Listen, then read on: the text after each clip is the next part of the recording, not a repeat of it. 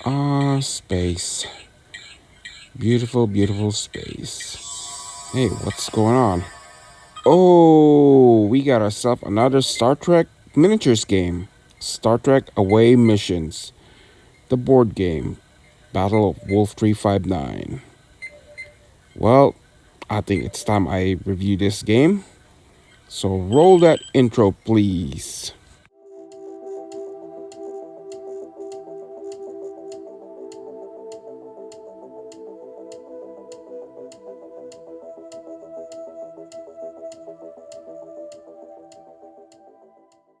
Well, I heard about this game, so I picked up a copy during the summer, and I wanted to see what it's in it. So what you can see, it's a miniatures game set in the TNG era, and they picked a perfect, interesting battle, the Battle of Wolf 359. This is the when the Borg made their first invasion attempt. If you watch that one, so and you got the figures in here too. So now let's see what's in the back of the box and the contents. You can see it has a similar way of, I believe, the Star Wars game, was it Rebellion or something, or with a miniatures game, which is like has terrain on it. So it's basically a board game with some miniatures. So and you have the crew in here that you got, and you got pretty much get the stuff for a starter set. It's also 4 Federation crew and 6 Borg miniatures. So it's good enough to start a little battle with the booklet. And the components of the games are here too, so everything you need is in this starter set. It's a very interesting concept with setting in the Wolf 359 era. So let's see what we got on the figures.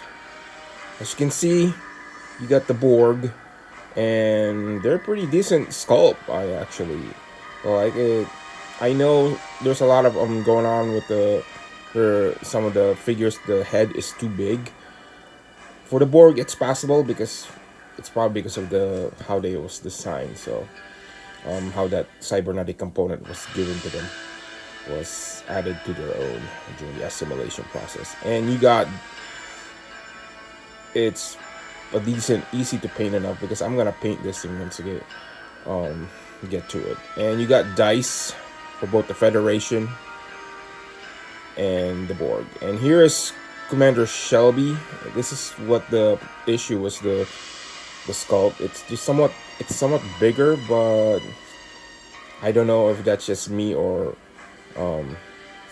so that's Commander Data over here. Yeah. So a lot of it's way too big. You can see, but and you got Commander Riker. Yeah. And the miniatures here, and you got Worf. And as for Worf, it's not a problem for Worf because he's probably because of a Klingon, but I would suspect maybe later releases they'll probably fix the issue with the box, or have a second edition with the figure. So as for what you see in here, you got this is the game components. You got the Federation starter deck and the Borg starter deck. As for Gale Force 9, how they released Star Trek products, they don't hire on artists, so they just get from the show and just cut it in there. Just add it up in there, stuff from the clips from the show, and just write some text, and that's it.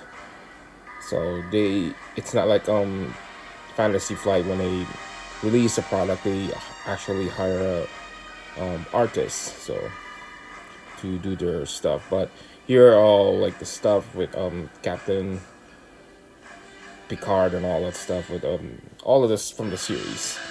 And for the stat line, you got these little markers to identify the rank or the abilities A little read. It's pretty simple to read in here, so it'll be enjoyable. And you got these stats included in the game for your crew. So, and a little text from what's behind them and a little history. It's it's a funny thing because Shelby appeared in the latest Star Trek series. I don't want to ruin anything, but she's there. Worf carrying that batlet. I don't recall him carrying a batlet during the show, but that came later, I believe. And as for the Borg, you got like interesting. So you got it gives you the ability and all that stuff you need. So the premise of the game in this thing is basically you need to beam to a Federation starship to find out clues how to beat the Borg. That's the game, the name of the game. It has the scenario, and you get like cutest Borg. That's aka Jean-Luc Picard because it was assimilated, so he's in that game. So it has interesting crew. So with the Borg, so you got a Borg starter set. Now I wonder if we're gonna see 7 Up 9 in the near future if they release this. So, but here right now it's in TNG era, so it's set in the next generation era, and it's not bad for the Borg stuff. So, and as for the cardboard cutouts, I'm just doing this for review purposes right now. So I'll do a final overview when I did my stuff. But here are the crew parts, the ships.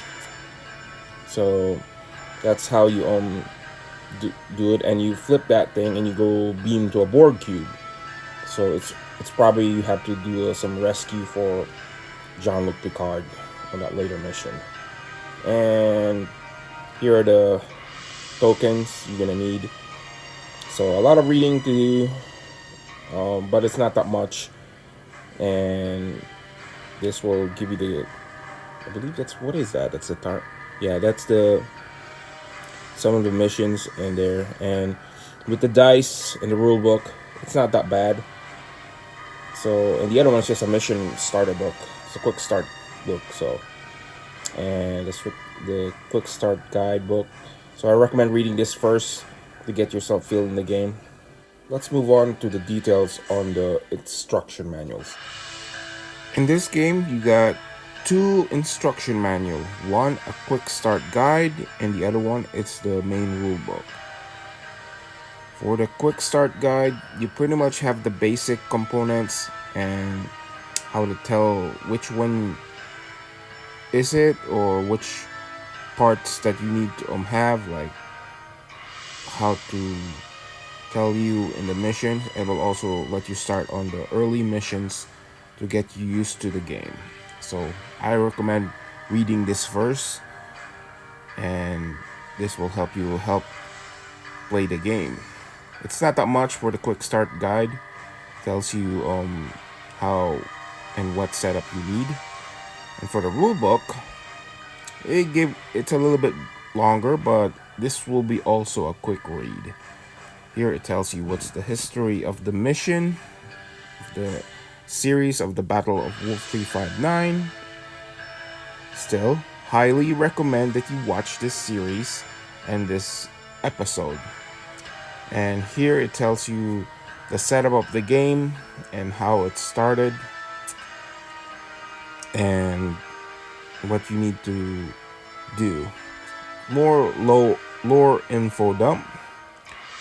And here are the game components, and including not just the Federation and the Borg, but also the Klingons with Commander Gowron and Romulan Sela Commander. So they comes in expansion packs. And here are more information detail on the components, how because you're gonna be using a lot of cards in this game, and it will help you play the game. So it has that deck building game with a miniatures game on it. So, and here are the mission preparations. Like, it tells you how to set up the map and not what to do. So The game has that map system, and you can have all the movement and actions and first actions. So it's basically it can be a team-based game. And here are all that mission reports and tell you which one to roll the attack dice and all the character stats. Now you know where those pin markers are, so that will identify your crew and your experience. And here are all the info dump that you're probably gonna need. The glossary and tells you which one you need, and the tactics for each four faction. And that's pretty much basically of the gist of this game. It's easy read. Just take your time and you'll get this thing under control and you'll have fun. And after that, you just beam up and you defeat and enjoy the next game. So they can be a campaign or just a beer and pretzel game during the holidays. So this is a Star Trek game with some interesting features. So that's pretty much it for the instruction manuals. It's nothing big and complicated, and now it's kind of like the Star Wars Imperial Assault, I believe. This is probably what it was based upon. Now let's talk about the final thought about this game when I think of it. Well, there's not many miniatures games set in the Star Trek universe. Mostly they're pretty much dominated with fleet-based games like Attack Wing or Starfleet Command. It's very rare when you have a land or in-ground planet missions, because Star Trek games are not meant for war games like ground combat. Even some other franchise that I know that does that. More on you. I'm looking at you, Babylon 5. This game is very cool looking. It's on the cheap. And as for the figures, I know something about the head is a little bit off, but I think you can live with it. I can live with it. And give it a nice paint job and it'll pass by as another tabletop miniature if you ask me. And I want more faction in this game. Probably the Cardassians and later eras like the DS9 or previous era like VOS or Voyager. Or maybe you can release some sort of like your own custom crew, your own design, like some blank captain you can make from your own starship crew. So that will be good as well. So, and you'll be free to. The possibility is endless with all the Star Trek era. So, what could you ask for more? It's in a cheap, and you can get it, and it's only like $60 for the starter set, and more expansions are already added up with 2 like for the Klingons, like the Duras sisters and Captain Picard and all that stuff. So, my overall thought for this game, I recommend you guys get this. So this is my review for Star Trek Away Missions, the Battle of Wolf 359. This is Daily on Francis 60 here. Happy wargaming and live long and prosper.